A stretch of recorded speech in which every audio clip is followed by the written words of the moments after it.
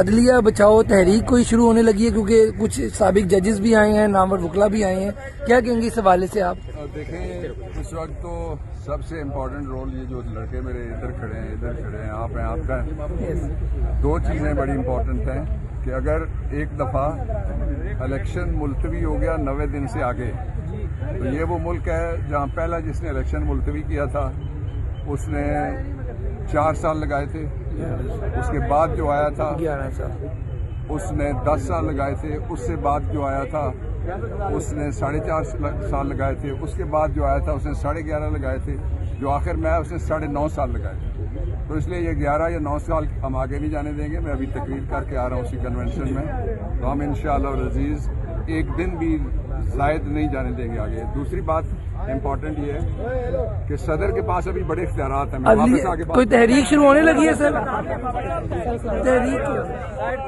تحریک کے حوالے سے تو نظر آ رہا ہے سامنے لکھا ہوا ہے ظلم مٹنے کے لیے 2 چیزوں سے مٹے گا بھائی. ایک عدل کی کرسی پہ جو لوگ بیٹھتے ہیں نا وہ عدل کے حساب سے فیصلے کرنے لگے. دوسرا قوم نکل کھڑی ہو ظلم کے خلاف تو ظلم ختم ہو جائے گا, یا ان دونوں میں سے کوئی ایک چیز ہو جائے یا دونوں ہو جائے. اگر 420 کا مقدمہ تھا اس وقت عدلیہ میں جو لوگ بیٹھے ہوئے کیس دیکھ رہے تھے وہ پوچھتے نا یار چیٹ ہوا کون ہے, جب ان کو دکھتا کوئی چیٹ نہیں ہوا کیس ختم کر دیتے. تو ظالم ظلم کر ہی نہیں پاتا. 9 ججز نے نوٹ بیفور کیا میرے کیس کو یار, 1.5 سال چلا. شخصی ضمانت کا کیس, سیم کیس اسلام آباد میں کر دیا. ایک ہی الزام پہ 2 کیس ہو نہیں سکتے بھائی. مطلب 60 دن کا وقت ہوتا ہے, 102 دن کے بعد میں جیت گیا, کیس بری ہو گیا, 102 دن کے بعد اپیل فائل کی, ایکسپٹ کر لی. نہیں کرتے نا ایکسپٹ, ختم ہو جاتا نا ظلم یار.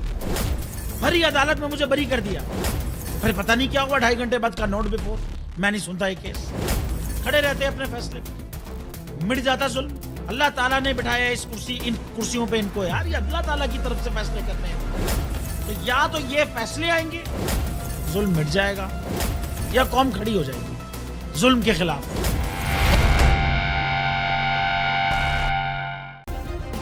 سبسکرائب کریں اور بیل دبائیں تاکہ کوئی خبر رہ نہ جائے.